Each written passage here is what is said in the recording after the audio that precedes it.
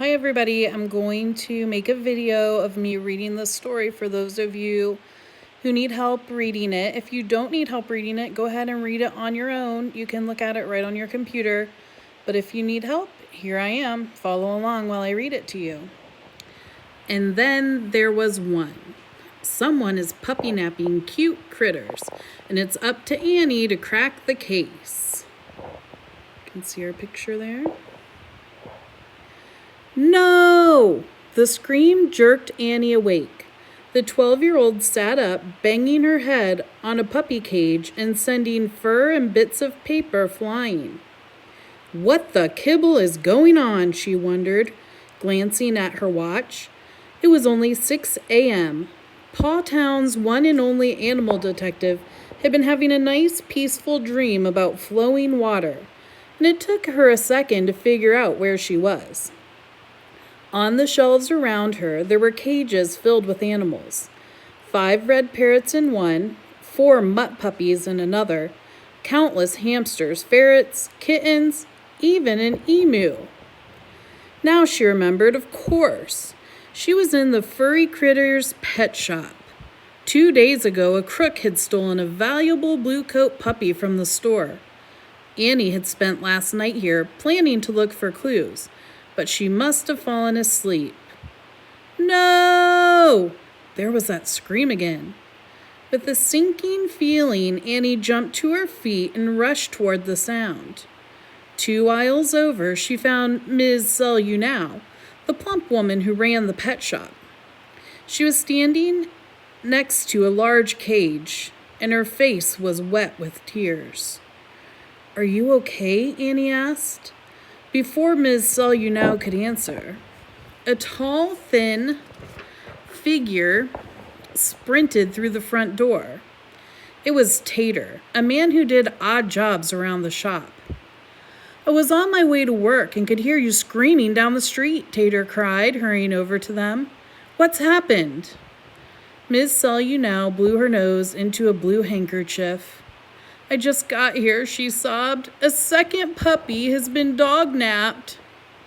She pointed a finger with a gold ring at the cage, which held the small blue coat dogs, famous for their blue color.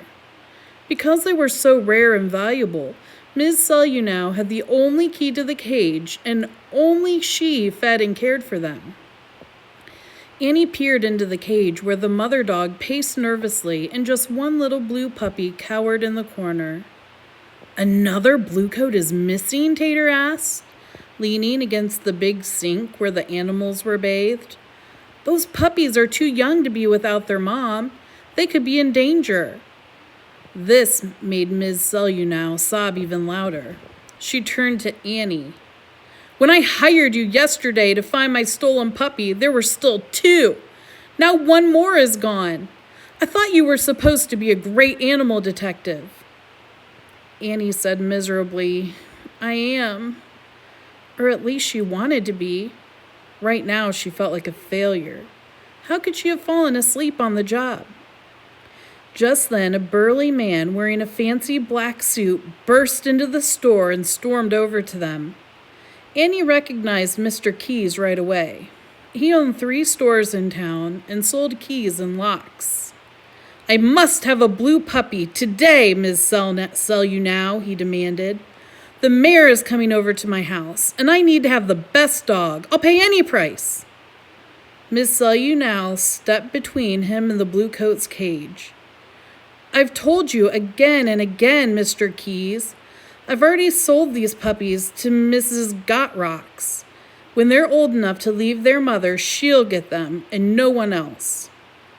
Turning so red that he looked like a balloon about to pop, Mr. Keys shouted, "I'll get one of those blue dogs, just you wait." He left the shop, slamming the door and speeding away in his limousine. Ms. Sell-You-Now was still crying. "I don't care about money," she moaned. "I'd never sell my puppies to a person like Mr. Keys." Not sure what to do now, Annie ran a hand through her hair, and her fingers touched something. She plucked free a piece of paper about half the size of an index card. "What's this?" she wondered out loud. Ms. Solunow sniffed. It's a clue. It's time to wash your hair. She didn't wait for an answer.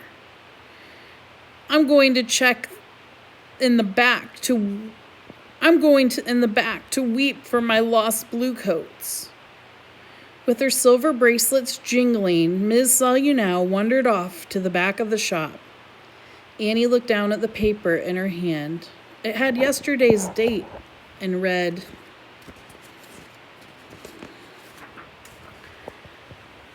"3 mutt puppies for sale. Get them cheap." She never understood why mutts were sold for so much less than purebred dogs like the Bluecoats. Mutts were just as good as pets. The little sign must have fallen into her hair when she banged her head against the mutt's cage. Annie's instincts told her it might be an important clue, but she couldn't figure out how it would help crack the case. If Annie could think. But a loud crunching sound kept distracting her. Tater was standing next to her, eating dog biscuits that were shaped like little bones. "I brought a sandwich with me last night," Annie said, feeling sorry for him. "Do you want half?" "No thanks," Tater said through a mouthful of biscuits. "I like this stuff." Annie didn't think that was possible. She had once been trapped in the wilderness for 2 weeks, and she wasn't sure she'd have eaten dog treats even then. "Maybe you should make sure Ms. Solunow is okay," Annie suggested. Tater nodded and slinked off, still munching away. Alone now, Annie thought about the case and the main suspects. Who could be stealing the Bluecoat puppies?